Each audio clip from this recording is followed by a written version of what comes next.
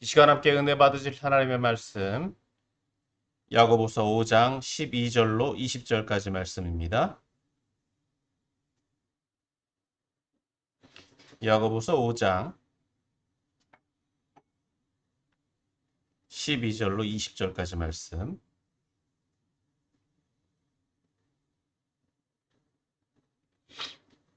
다 찾은 줄 알고 제가 말씀 봉독해 올립니다. 내 형제들아, 무엇보다도 맹세하지 말지니 하늘로나 땅으로나 아무 다른 것으로도 맹세하지 말고 오직 너희가 그렇다고 생각하는 것은 그렇다고 하고 아니라고 생각하는 것은 아니라 하여 정죄함을 면하라. 너희 중에 고난당하는 자가 있느냐? 그는 기도할 것이요 즐거워하는 자가 있느냐? 그는 찬송할지니라. 너희 중에 병든 자가 있느냐? 그는 교회 장로들을 청할 것이요 그들은 주의 이름으로 기름을 바르며 그를 위하여 기도할지니라. 믿음의 기도는 병든 자를 구원하리니 주께서 그를 일으키시리라. 혹시 죄를 범하였을지라도 사하심을 받으리라.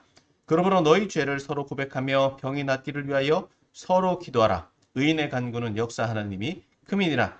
엘리야는 우리와 성정이 같은 사람이로되 그가 비가 오지 않기를 간절히 기도한즉 3년 6개월 동안 땅에 비가 오지 아니하고 다시 기도하니 하늘이 비를 주고 땅이 열매를 맺었느니라. 내 형제들아, 너희 중에 미혹되어 진리를 떠난 자를 누가 돌아서게 하면 너희가 알 것은 죄인을 미혹된 길에서 돌아서게 하는 자가 그의 영혼을 사망에서 구원할 것이며 허다한 죄를 덮을 것임이라. 아멘. 할렐루야. 네. 눌러 거룩한 주일 예배의 자리에 나오신 여러분을 축복하고 환영합니다. 오늘 본문은 이제 야고보서의 결론부에 해당합니다. 그래서 오늘 지난주에 이어서 이 종말론적 삶에 대한 말씀으로 함께 은혜를 나누기를 원합니다. 오늘 본문 말씀은 크게 세 부분으로 나누어 볼 수 있습니다. 먼저 12절은 이 맹세에 대한 권면의 말씀입니다. 그리고 13절에서부터 18절은 이제 연이은 세 가지 권면에 대해서 말씀하고 있고 또 19절에서부터 20절은 마지막 권면에 대해서 말씀하고 있습니다. 이제 좀 더 구체적으로 본문의 말씀을 살펴보기를 원합니다. 먼저 12절 말씀입니다. 12절 같이 봅니다. 시작. 내 형제들아, 무엇보다도 맹세하지 말지니 하늘로나 땅으로나 아무 다른 것으로도 맹세하지 말고 오직 너희가 그렇다고 생각하는 것은 그렇다고 하고 아니라고 생각하는 것은 아니라 하여 정죄함을 면하라. 이 말씀은 앞서 말씀드린 대로 맹세에 대한 권면입니다. 12절에서 야고보는 형제들이라고 말씀을 시작합니다. 그래서 이 말씀은 교회 공동체, 즉 야고보 공동체가 들어야 되는 말씀이다라고 볼 수 있습니다. 그런데 12절 이 내 형제들아 라고 하는 말씀 뒤에 무엇보다도 라고 말씀함으로 강조를 하고 있는데 이 말씀이 이제 야고보서의 모든 결론부에 해당한다라고 하는 것입니다. 그래서 첫 번째로 야고보는 맹세하지 말라 하고 권면합니다. 여러분, 맹세에 어떤 의미가 있길래 이 맹세를 하지 말라라고 말씀하고 있느냐 하는 것입니다. 이 맹세하지 말라는 것은 이미 마태복음에 예수님의 산상수훈 가운데서도 맹세하지 말라고 하신 말씀이 있습니다. 마태복음 5장 33절에서부터 37절까지 말씀에 있죠. 제가 말씀 봉독해 올립니다. 또 옛사람에게 말한 바 헛 맹세를 하지 말고 내 맹세한 것을 주께 지키라 한 것을 너희가 들었으나 나는 너희에게 이르노니 도무지 맹세하지 말지니 하늘로도 하지 말라 이는 하나님의 보좌임이요 땅으로도 하지 말라 이는 하나님의 발등상임이요 예루살렘으로도 하지 말라 이는 큰 임금의 성임이요 내 머리로도 하지 말라 이는 내가 한 떡도 희고 검게 할 수 없음이라. 오직 너희 말은 옳다 옳다 아니라 아니라 하라. 이에서 지나는 것은 악으로부터 나느니라. 거의 동일한 말씀이죠. 즉 맹세라고 하는 것, 예수님께서도 맹세를 금지하셨는데 이는 그 사람의 말과 행동이면 되지 꼭 맹세, 즉 하나님 외에 다른 것 혹은 하나님을 가지고 자신의 말을 신뢰하게 하는 것들이 꼭 필요하냐 하는 것입니다. 그리고 더 나아가서 여기서 맹세라는 것은 자신의 말을 입증하기 위해서 어떤 다른 존재들을 끌어오는데 믿는 사람들은 누구를 대체로 맹세할 수 있겠느냐? 오늘 본문에서도 하늘이나 땅을 두고 하지 마라라고 했습니다. 믿음의 사람들은 이미 하나님께 맹세된 서약된 사람들입니다. 그렇기 때문에 우리가 맹세를 하기 위해서는 다른 어떤 대체물이 필요하다는 거예요. 그렇기 때문에 우리들에게 있어서 맹세라는 것은 그다지 중요하지 않다. 불필요하다는 것입니다. 즉 역설적으로 공동체 내에서 진실성이 존중되지 않기 때문에 우리는 맹세를 하는 거예요. 그러니까 믿음의 사람들의 입장에서는 하늘로나 땅으로나 다른 아무것도 맹세하지 않아도 된다. 하지 말라는 거예요. 어떻게 보면 이 맹세라는 것은 이 법정과 같은 공공장소에서 당신이 지금 하는 말이 사실과 다름이 없다라고 하는 것을 입증하는, 자신을 증명하는 길이기도 합니다. 그런데 이미 앞서 말씀드린 대로 교회 공동체나 혹은 그 구성원들은 자신의 말에 대해서 하나님만과 결부하지 않아도 그 말이 인정받을 수 있어야 된다는 것입니다. 즉 거짓말하지 말아야 된다는 거예요. 다른 어떤 걸로도 맹세할 필요가 없다는 거예요. 즉 다른 무언가를 들어서 맹세를 한다라고 하는 것은 그 사람이 얼마만큼, 즉 다른 존재를 끌어오는 만큼 신뢰가 형성되지 않는다는 거죠. 그러니까 굳이 하나님이나 다른 존재를 빌어서 맹세하지 않아도 믿음의 사람들에게 있어서 말과 행동은 그만큼의 신뢰와 정직이 기반이 되어 있어야 된다는 것입니다. 즉 도덕적으로나 윤리적으로 문제가 없어야 된다는 거예요. 그런 사람들은 다른 어떤 맹세를 할 필요가 없죠. 그러니까 맹세하지 말라는 것은 부정의 의미도 있지만 금지의 의미도 있지만 맹세의 무용성을 의미하는 것이기도 하다는 것입니다. 그래서 맹세를 함으로 인해서 즉 오늘 본문에서 말하는 것처럼 우리가 그렇다라고 생각하는 것은 그렇다고 하고 아니다라고 하는 것은 아니다 하면 그만이다라고 하는 거예요. 굳이 다른 걸 가지고 맹세를 함으로써 우리의 신뢰를 깨거나 우리가 그거로 인해서 정죄받을 일을 만들 필요는 없다는 것입니다. 자, 두 번째, 오늘 13절에서부터 18절까지 말씀을 또 봅니다. 13절에서부터 18절까지 말씀 같이 봅니다. 시작. 너희 중에 고난당하는 자가 있느냐? 그는 기도할 것이요. 즐거워하는 자가 있느냐? 그는 찬송할지니라. 너희 중에 병든 자가 있느냐? 그는 교회 장로들을 청할 것이요. 그들은 주의 이름으로 기름을 바르며 그를 위하여 기도할지니라. 믿음의 기도는 병든 자를 구원하리니 주께서 그를 일으키시리라. 혹시 죄를 범하였을지라도 사하심을 받으리라. 그러므로 너희 죄를 서로 고백하며 병 낫기를 위하여 서로 기도하라. 의인의 강구는 역사하는 힘이 크민이라. 엘리야는 우리와 성정이 같은 사람이로되 그가 비가 오지 않기를 간절히 기도한즉 3년 6개월 동안 땅에 비가 오지 아니하고 다시 기도하니 하늘이 비를 주고 땅이 열매를 맺었느니라. 오늘 여기 본문에서는 이 세 종류의 사람이 나오죠. 먼저 13절에서는 두 부류의 사람이 나옵니다. 즉 고난당하는 자와 즐거워하는 자. 그리고 14절에서는 병든 자가 있습니다. 즉 이 세 종류의 사람에 대해서 이 세 종류의 사람, 즉 교회 공동체 안에 이런 세 종류의 사람을 어떻게 대처할 것인가 라고 하는 것입니다. 먼저 13절에서는 고난과 즐거움에 대해서 말씀합니다. 이 고난이라고 하는 것은 고난의 원인이 어디 있느냐? 즉 시험의 상태, 어떤 믿음의 시험, 믿음을 유지하기 위한 시험의 상태로 볼 수 있습니다. 즉 믿음의 유혹이라든지 테스트라든지 믿음을 유지함으로 인해서 다가오는 고난, 그 고난 가운데 성도들은 어떻게 해야 되느냐? 기도해야 된다는 것입니다. 즉 기도라고 하는 것이 성도들이 그 고난을 이겨내는 해결책이자 방법이다라고 하는 것입니다. 그리고 두 번째로 즐거워하는 자가 있느냐, 즉 즐거움을 누리는 사람들에 대해서 말씀합니다. 즉 여기서 즐거움이라는 것은 외적인 즐거움이 있죠. 어떤 자기 만족, 어떤 희락, 그런 외부적인 즐거움도 있습니다.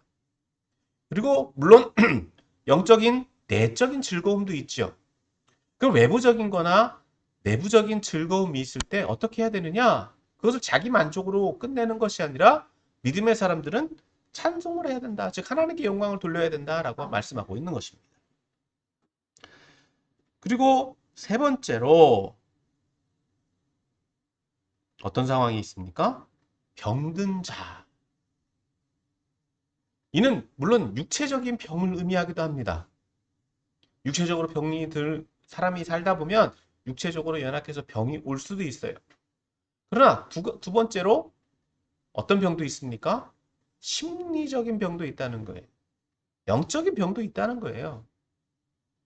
육체적인 병이 왔을 때도 물론 그렇지만 오늘 본문에서 말씀하고 있는 것은 심리적이거나 영적인 병도 해당한다는 것입니다.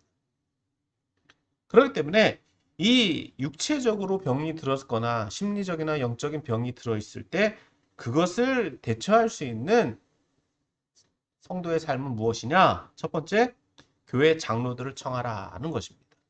여기서 장로라고 하는 것은 오늘날과 같이 어떤 교회 안에서의 어떤 장로 직분을 이야기하는 것이 아니라 그 당시로서는 연장자 혹은 믿음 생활의 지도자들이라고 볼 수 있는데 그 당시에서는 꼭 연장자만을 의미하는 것이 아니라 그 당시 직분이 있었던 것은 아니지만 교회 지도자들 혹은 관리자들 혹은 감독들 또 교회의 어떤 리더를 어떤 사람들을 이끌어갈 수 있는 지도자들이라고 할 수 있습니다. 그래서 그 사람들을 요청하면 그들은 어떻게 하느냐? 주의 이름으로 기름을 바르며 여기서는 기름을 바른다라고 얘기했는데 말 그대로 이렇게 바르는 것을 의미하기도 하지만 기름을 붓는다라고 하는 것으로도 표현할 수 있습니다. 그런데 기름을 단순히 바른다라고 하는 것은 어떤 치료의 목적도 있고 치료 행위가 들어가기도 합니다. 그런데 이 기름을 붓는다라고 하는 것은 두 번째 의미가 또 있습니다. 어떤 영적인 의미도 있다는 거예요.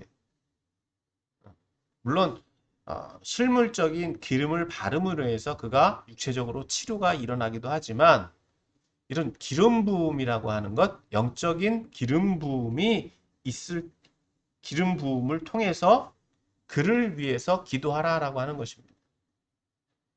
오늘 본문의 말씀을 보면 이 병든 자를 위해서는 무엇하라? 기도하라. 어떻게 기도하라? 기름 부음을 통해서. 기름 부음을 통해서.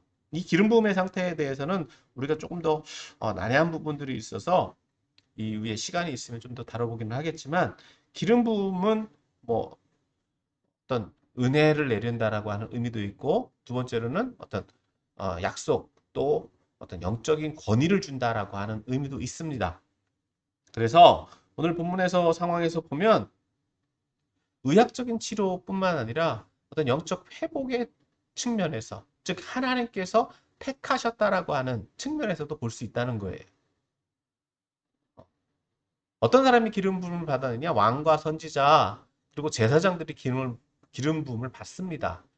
그런데 오늘 이와 같은 동일한 행위들이 누구에게 주어지느냐? 병든 자에게도 주어진다.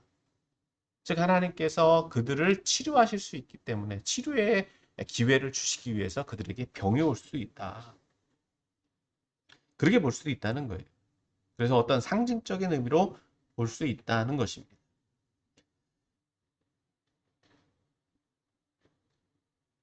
그렇기 때문에 그런데 여기에서 15절에서 보면 이 병의 근원에 대해서 또 하나 밝히고 있는 사실이 하나 있는데 15절 같이 봅니다. 15절 시작. 믿음의 기도는 병든 자를 구원하리니 주께서 그를 일으키시리라. 혹시 죄를 범하였을지라도 사하심을 받으리라. 즉 병의 근원이 어디 있느냐? 이 병이 육체적인 병이다라고 하거나 영적인 병이라고 할지라도 그 병이 어디서 왔다? 죄에서 왔다는 거예요. 죄로 말미암아서 그가 병이 들었다는 거예요. 육체적인 병이 왔을 수도 있고 심리적이거나 영적인 병이 왔을 수도 있지만 그 병을 치료하는 방법, 이겨나가는 방법은 뭐다? 믿음의 기도라는 것입니다. 믿음의 기도. 그런데 그 믿음의 기도는 누구를 통해서? 첫 번째로는 장로들을 통해서, 기름 부음을 통해서 이루어지지만, 두 번째 16절에 보면 또 다른 방법이 있습니다. 또 다른 방법. 16절 같이 읽습니다. 시작. 그러므로 너희 죄를 서로 고백하며 병이 낫기를 위하여 서로 기도하라. 의인의 강구는 역사하는 힘이 큼이니라. 계속해서 연결돼서 나아갑니다. 장로들이 성도 그 병든 자를 위해서 기도하지만 이 말씀이 거기에서 국한되는 것이 아니라 여기서 서로라고 해서 성도 간에, 성도 안에서 어떤 병의 문제들이 일어나거나 어떤 문제들이 일어날 때 같이 기도하라. 즉 장로들에게만 기도의 효력이 국한되어 있는 것이 아니라 어떤 사람에게도, 성도들에게도 그 권한과 권위가 부여되고 있다. 그런데 이 기도가 응답되기 위한 또 하나의 조건이 있는데 그것은 뭐냐? 바로 의인의 간구다라고 하는 것입니다. 즉 기도할 때 장로라고 해서, 성도라고 해서 그 모든 기도가 응답되는 것이 아니라 그 사람들의 필수 조건, 그것은 바로 의인이다라고 하는 거예요. 의인이다라고 하는 표현은 바로 앞서 말씀드린 것처럼 12절에서 언급된 것처럼 맹세가 필요 없는, 맹세를 하지 않아도 되는 하나님의 말씀대로 사는 사람들, 아니 앞에 이 야고보서 가운데 계속해서 믿음의 시험을 이겨내고 하나님 말씀대로 살려고 했던 모든 사람들이라고 할 수 있다는 것입니다. 그 사람들의 기도는 역사하는 힘이 크다라고 말씀하는 거예요. 그 조건이 갖춰지지 않는다라고 한다면 그들의 기도가 어떻게 될지는 알 수 없다. 자, 대표적으로 그 의인의 기도에 대한 예를 이제 17절과 18절에서 들어주고 있습니다. 17절과 18절 같이 봅니다. 시작.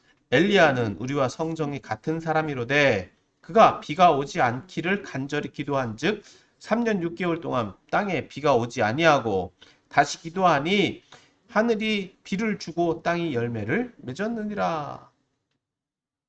여러분, 이 사건 구약에서 엘리야가 아합 왕 때 기도했던 그 사건을 지금 야고보는 예를 들어서 말씀해주고 있습니다. 여기서 본문에서의 핵심은요, 엘리야도 우리가 똑같은 사람이라는 거예요. 어떤 특별히 다른 사람으로 구별된 어떤 다른 특정한 특별한 사람이 아니라 엘리야도 우리가 똑같은 사람인데 그가 하나님 앞에 기도했더니 비가 오지 않기를 기도했더니 비가 오지 않았고, 두 번째로 또 기도하니까 비가 오기를 기도하니까 땅에 비가 왔다. 즉 의인의 간구가 어떻게 역사하는가라고 하는 것에 대해서 말씀하고 있는 것입니다. 여기서 우리가 좀 조심해야 되는 것 중에 하나는 기도한다고 다 응답되느냐? 그것입니다. 그럼 기도가 뭐냐는 거예요. 기도가 뭐냐는 거예요. 엘리야가 기도한 방법을 보면 알 수 있어요. 엘리야가 기도한 방법은요, 자신의 의지로 기도한 것이 아니라 하나님이 원하시는 기도를 했다는 거예요. 하나님이 기도하라라고 하니까 기도했어요. 내가 비가 오지 않기를 계획하고 하나님 앞에 기도해서 하나님이 응답하신 것이 아니라 비가 오지 않도록 기도하라고 했을 때 하나님이 응답하셔서 비가 오지 않았던 거고, 비가 오도록 기도하라고 했을 때 비가 오게 되었다는 겁니다. 즉 기도라고 하는 것은 하나님의 뜻에 부합하는 것, 하나님의 뜻을 구하는 것이 기도지 내가 원해서 기도하는 것이 아니다라고 하는 거예요. 이제 그 말씀은 조금 더 뒤에서 한번 살펴보기를 원하고요. 이제 세 번째입니다. 세 번째 19절에서부터 20절까지 말씀 봅니다. 마지막 권면이라고 할 수 있는데 19절에서부터 20절 같이 봅니다. 시작. 내 형제들아 너희 중에 미혹되어 진리를 떠난 자를 누가 돌아서게 하면 너희가 알 것은 죄인을 미혹된 길에서 돌아서게 하는 자가 그의 영혼을 사망에서 구원할 것이며 허다한 죄를 덮을 것임이니라. 19절, 20절에서 야고보는 마지막 권면을 합니다. 여기서의 핵심은 고백과 용서 혹은 회심과 구원이라고 할 수 있습니다. 19절에서 볼 수 있는 것처럼 배교자들이 있습니다. 믿음을 떠나는 사람들이 있습니다. 그리고 믿음을 잠시 쉬고 있는 다른 분들이 이렇게도 얘기하죠. 냉담자들이 있습니다. 방황하는 사람들. 좀 우리 말로는 쉬고 있는 사람들이 있죠. 그런 사람들에 대해서도 기회가 열려 있다는 거예요. 그리고 그들도 돌이킴의 대상이 된다는 것입니다. 포기한 것이 아니라 버림받은 사람들이 아니라 그들도 돌이킴의 기회가 주어지고 있다. 그렇기 때문에 오늘 이 책임이 누구에게 여기 본문에서 말하고 있는 것처럼 내 형제들 즉 교회 공동체 사람들 가운데 그렇게 떠난 사람을 다시금 돌아올 수 있도록 돌이키도록 한다면 20절에서 그 사람을 돌아서게 한 사람은 그의 영혼을 사망에서 구원할 것이다. 그리고 그로 인해서 그 사람의 허다한 죄가 덮어질 것이다. 즉 돌아오게 한 사람이 죄가 있더라도 그 사람의 죄가 용서함 받을 것이다.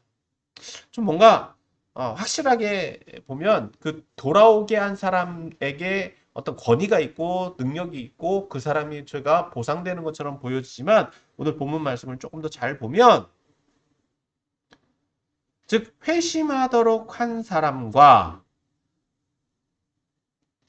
두 번째 영혼을 사망에서 구원한 사람 이 두 사람과의 관계에 대해서 오늘 19절 20절을 볼 수 있다는 것입니다. 즉 회심하도록 하게 한 사람에게 어떤 보상이 주어지는 것보다는 그 사람이 어떤 능력이 있어서 그 사람에게 주어지는 보상은 회심당한 돌아오게 한 사람의 구원을 함께 기뻐하고 함께 그 사람으로 인해서 회개의 역사, 회복의 역사를 보는 것 그것이라고 할 수 있습니다. 그러니까 회심케 하는 사람도 필요하고요. 돌아오는 사람도 있다라고 하는 것입니다. 그 사람들에게도 기회가 열려 있다. 그런데 그 사람이 돌아온다라고 할 때 어떻게 된다고요? 다시금 그는 구원받는 것이며 구원의 연장이 되는 것이며 더 나아가서 그는 죄 씻음의 역사를 체험할 수 있다는 것입니다. 자, 이 말씀을 오늘 저와 여러분들에게 적용하면 첫 번째 이 말씀은 종말론적 신앙이다라고 하는 것입니다. 지난주에 말씀드렸던 것처럼 마지막 시대를 살고 있는 믿음의 사람들 어떻게 신앙생활을 할 거냐는 거예요. 예나 지금이나 신앙생활의 모습은 그리 다르지 않습니다. 그래서 첫 번째 성도들의 삶은요. 정직하고 성실한 삶을 살아야 됩니다. 굳이 다른 무언가를 들어서 맹세하지 않아도 자신이 어떤 신뢰를 또 신용을 증명하기 위해서 다른 어떤 것들로도 맹세할 필요가 없어요. 왜? 우리는 하나님 앞에 맹세된 사람들이기 때문에 서약한 사람들이기 때문에 서원되어 있는 사람들이기 때문에 굳이 뭘 다른 걸 가지고 맹세를 또 하겠느냐는 거예요. 물론 법정이나 공공장소에서 당신이 어떻게 서약하라라고 하는 것들이 있습니다. 그런 것들은 무방하죠. 왜?